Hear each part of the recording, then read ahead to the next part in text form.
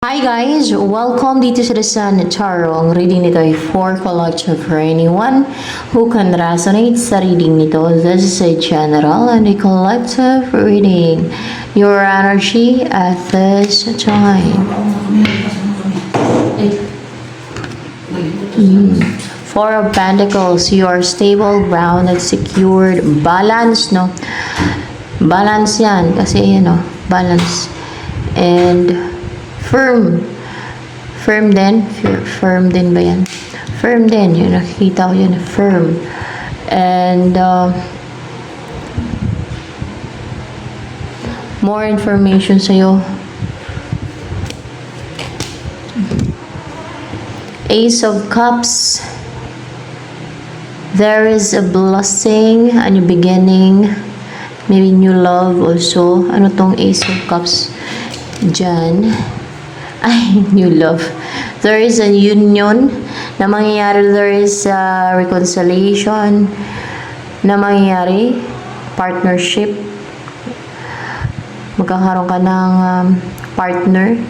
Karelasyon. There will be a union na mangyayari yan. Magaganyan, no? A new love. A new beginning. A new relationship. Ganyan. Sino yung magkakaroon ng union sa inyo na person? Naghihirap o nahihirapan po ngayon? Or maybe na left out in the cold. Ganyan yung situation nyo ngayon. Nagdurusa. Talagang nahihirapan siya kasi maring feeling inabandona na siya, iniwanan, kinalimutan. Suffer siya na ganun ang na-experience na parang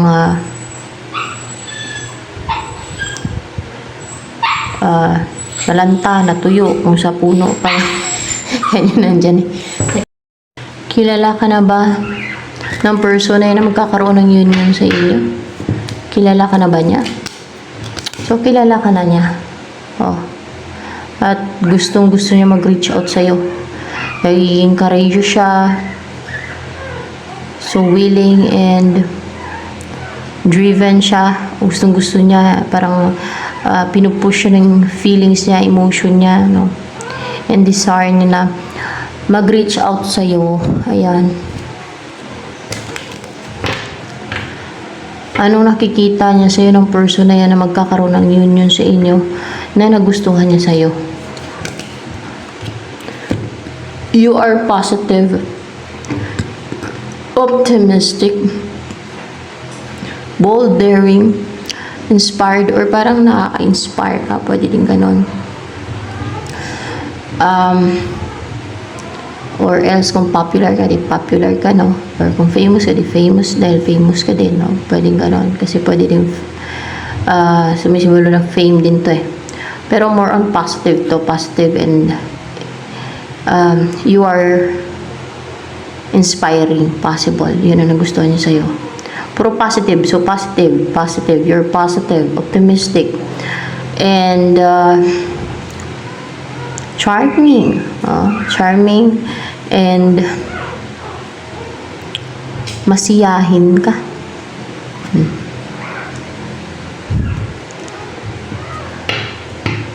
You are goal-driven. Or maybe talented ka din with the sun. Confident. Ano yung feelings ngayon ng person na to na magkakaroon ng union sa'yo, sa inyo? Anong feelings niyan sa'yo ng person na yan na magkakaroon ng union sa inyo? Anong feelings niyan sa'yo? Interested. O sabihin na natin, very interested sa'yo. Very interested. May panghinayang pati may panghinayang din Kaya mas lalo siya naging interested. Kung very interested siya sa'yo kasi may panghinayang din siya. Parang na-experience yun, nag-grief siya na nawala ka. Oo. Ano naman ang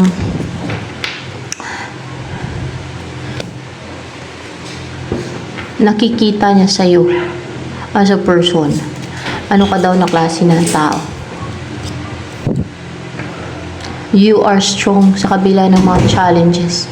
Sa kabila ng parang na-chain ka, sa kabila ng parang tinraining ka, no?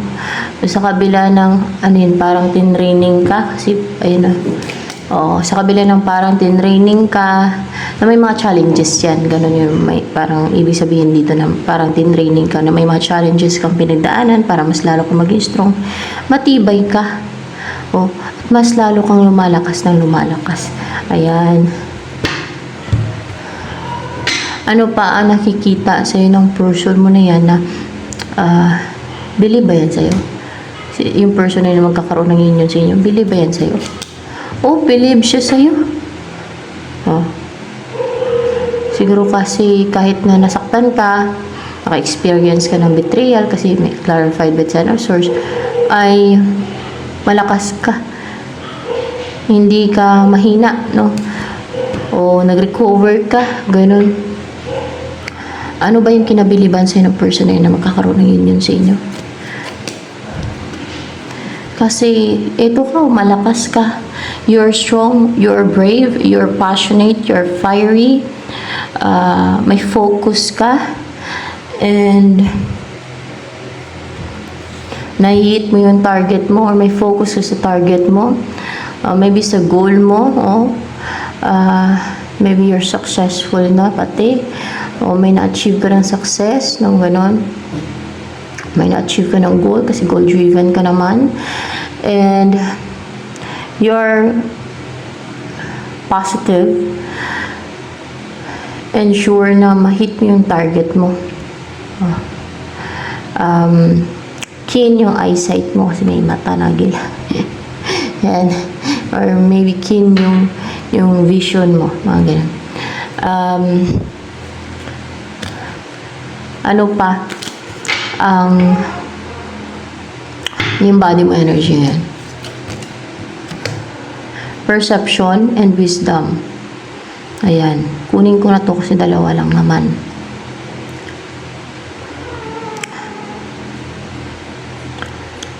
You are grounded, oh. Kasi black to.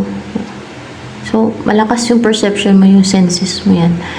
And, you are wise kasi may wisdom dito eh. Para ka bang may ilaw na nakikita mo yung kung ano yung nasa madilim. Makikita mo siya, maliwanagan ka. Ganun.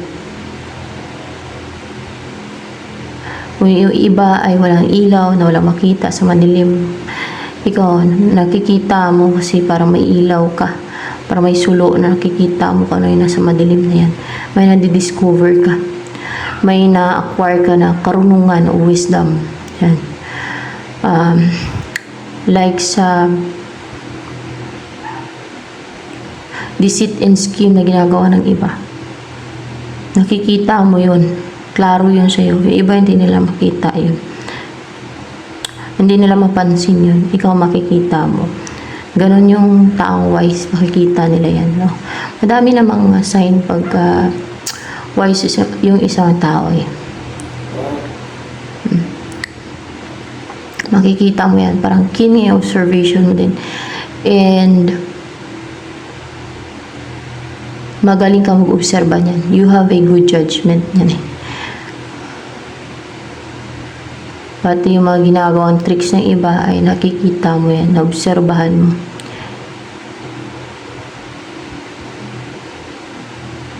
So, ganun. Ibig sabihin, nakaka-acquire ka ng wisdom. You're wise. Yan. O nakapag-accumulate ka na ng wisdom. Or patuloy ka pa nag-accumulate ng wisdom. Yan.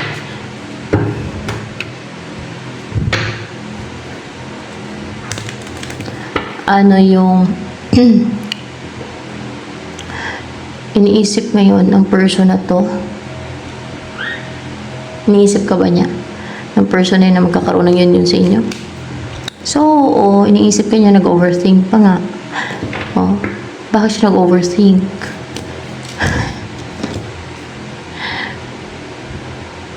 Six of Swords.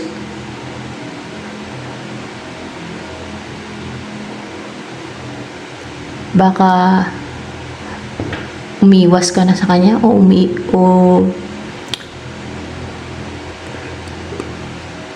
umiwas ka na sa kanya, ganun. May pag-iwas, oo. Kaya nag-overthink siya. Baka umiwas ka na sa kanya dahil gusto mo ng peace of mind na hindi ka na umaasa, hindi ka na nag-aantay. Kaya nag-overthink siya. Para bang namumroblema. Yan, tama ba? Namumroblema siya. Oh. Ano naman ang iniisip niya gawin towards you ng person na magkaroon ng union sa inyo? Tingnan nga natin. Ang maging driven na mag-take na action, ang mag-decide na, ang mag-proceed na mag-take na action, na i-pursue ka, na maging determinado, buo yung loob niya,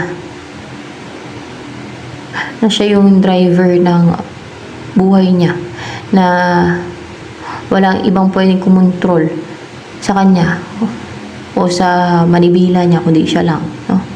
Na walang pwedeng kumontrol sa kanya o pumikil, ganun ba? Napuntahan ka, na-pursue ka, kontakin ka man. Ano ang balak niyan sa'yo ng person na yun na magkakaroon ng union sa inyo? Anong balak niya? Ang mag-take ng action na agad, kasi bakit? In the reverse to. And ito, masyadong prosegido. Parang naging impulsive na gusto niya mag-take na ng action agad, no? Na kumilos na agad. Wala nang chichiburchi pa. Wala nang katumpik-tumpik pa. Kumbaga, ganun. Take na siya ng action agad. Hindi na siya mag-overthink pa. Hindi na siya mag-isip na mag-isip na kailangan niyang pagplanuhan pa muna. Kumbaga, action agad. So, yan ang mga nagsasucceed, no? Ayaw niya nang padilihin pa, yung mag-antay pa bago mag-take na action. Gusto niya mag-take na action agad. Gusto niyang mangyari na yung gusto niya mangyari. I-action na niya na. So yan, magkaroon na ng movements sa inyong dalawa, kaya actionan niya na o gagawa na siya ng move towards you. Ano yun? I-message ka muna. I-message ka muna. Yun ang una niyang gagawing aksyon. I-message ka muna. So passionate siya and willing, no? And brave siya na i-message ka. So, pa-message. So, sa mga nakaresonate dito, there is a message, no? Coming. Lalo kung hindi ito mapipigilan, itong person mo ng mga deceit and scheme ng iba, there is a message na paparating. Ano yung naisabihin sa'yo ng person na to na magkakaroon ng union sa inyo? Upright ba ito ang the hangman? Upright. The hangman. Yan ang naisin sabihin sa'yo. The hangman. Na actually hindi tumalsik yan. Nalaglag lang talaga yan. Pero siguro kasama naman talaga yan.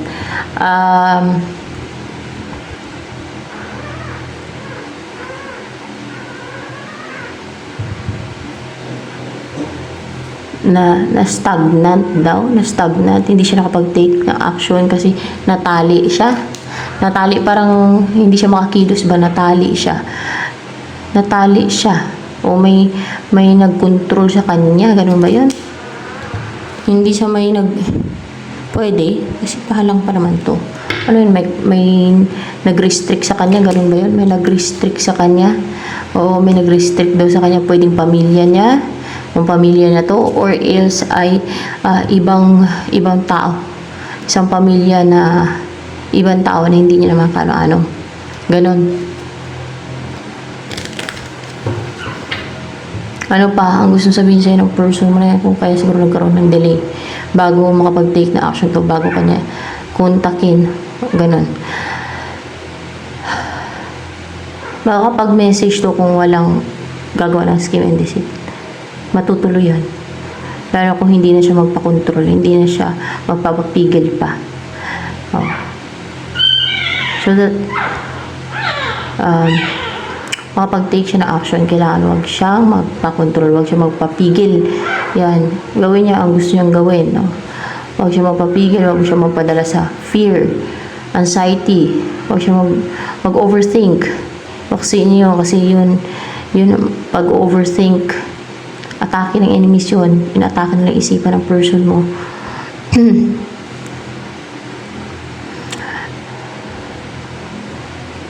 Two of Cups. Ano yung nais pang sabihin sa'yo ng person mo na yun na magkakaroon ng union sa inyo?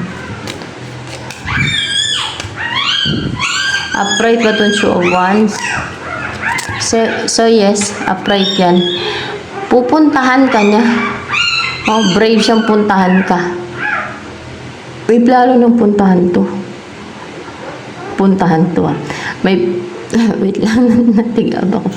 May plano na siyang puntahan ka. Ayan, nasa yung focus niya. Yun ang focus niya, na puntahan ka. Hindi lang i-message ka, kundi ang puntahan ka talaga. Lalo kung malayo yung distansya niyo sa isa't isa. Malapit mo, malayo, basta pupuntahan niya. Yun ang pinapasabi niya din sa'yo. Ano pa, gusto niyang buhay kasama ka. Ship. Yung sasakay ka sa bangka, o sa ship, o pwedeng cruise ship, pwedeng yate, kung may yate, o ikaw, na palagi kayo mamasyal sa lawod, na palagi kayo mamasyal sa dagat, ganyan. Ano pang gusto niyong buhay? Kasama ka ng person na magkakaroon ng union sa inyo. Stars and sun.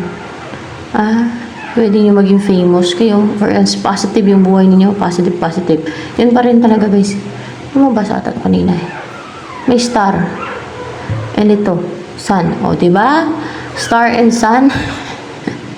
Yan ang gusto niyang buhay ninyo, na magkasama kayo, na masaya kayo together, na malamahal yung isa't isa, yan o, na blissful and positive and inspired kayo. Mas lalo ka na-inspire sa buhay na magkasama kayong dalawa, o magsilbing inspiration sa iba. Pero actually, pagka mga ganyan, lalo kung masaya kayo, ay hindi na inspiration para sa iba.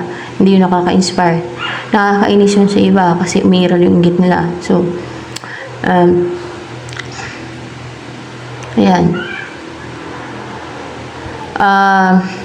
O kaya yung magsilbing inspirasyon. Kung meron kayong gagawin together na collaboration, or basta mamuhay kayo ng positive. Yan. Actually, pag mga ganyan na relationship, dapat may privacy yan eh. Hindi dapat i-open sa mga raming tao kasi yung inggit ng iba, yan, nag-attract ng inggit. Kasi buti kung lahat ng tayo matino, mag-isip na mabuti na klase ng mga tao. Sa panahon ngayon na nasa end of times to, madami ang yung pinapairal inggit. Walang control sa sarili nila. Buti lang kung makaramdam na ng inggit, gagawa parang scheme yan, deceit. No? Kasi evil nga eh. Yan ang ma-evil pa, nainggit lang. Sa sign ng evil, nainggit lang, o insecure, o mayroon ng pagiging gahaman, gagawa ng deceit at scheme, witchcraft, or kung ano pa. Basta, ito yung gusto niya. Yung positive yung buhay ninyo. Masaya kayo. Ma-enjoy ninyo yung buhay kasama ang pamilya ninyo, magiging anak ninyo. And maging successful yung marriage ninyo, yung pagsasama ninyo, gano'n. And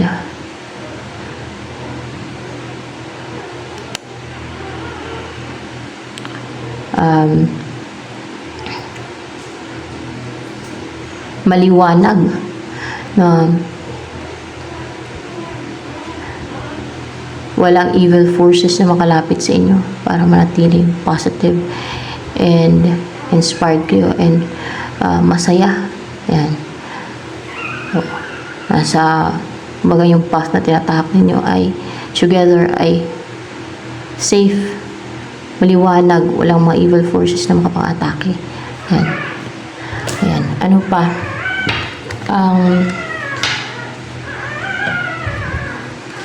nais iparating ng person mo na yan sa'yo. Ng person na yan magkakaroon ng union sa inyo. Ano nais iparating sa'yo? Meron na daw siyang na-release na baggage. O maybe resentment. Ano ba yung na-release na resentment? Resentment guys. Yan kasi ang dahilan kung bakit parang umiwas-iwas to na i-kontakin ka, no? Umiwas-iwas na kontakin kayo dahil may resentment pa siya. Pero na-release niya na daw. Yung resentment niya. Natanggal niya na. Ano pa ang gusto sabihin sa'yo ng person na yan na magkakaroon ng union sa inyo? Gusto niya ng new beginning. Yung magkaroon ng new beginning sa inyo. Lata naman eh. Madami bang na-attract sa'yo? So yes, madami. At madami ang gusto mag-risk. Malakas ang loob na matapang. Fearless. Ano pa? Matapang na mag-risk, no? Ganun. Ano pa ang next na mangyari sa buhay mo kaya? Ano kaya ito? May new beginning, may mag-take na action talaga. At may mag-offer ng cup of love siya, naka-radio siya. Talagang driven siya ng kanyang feelings, no? So willing siya and yun talaga intention niya mag-offer ng cup of love sa iyo. Yan pa rin yun. Yan pa rin ba yan? So yan pa rin yan. Seryoso siya guys sa offer niya sa iyo. Sa balak niya sa intention niya sa iyo. Ang mapangasawa ka ba? Yun ang intention niya. Yes, ang mapangasawa ka. Kasi seryoso eh. So ito na lamang guys for collective reading.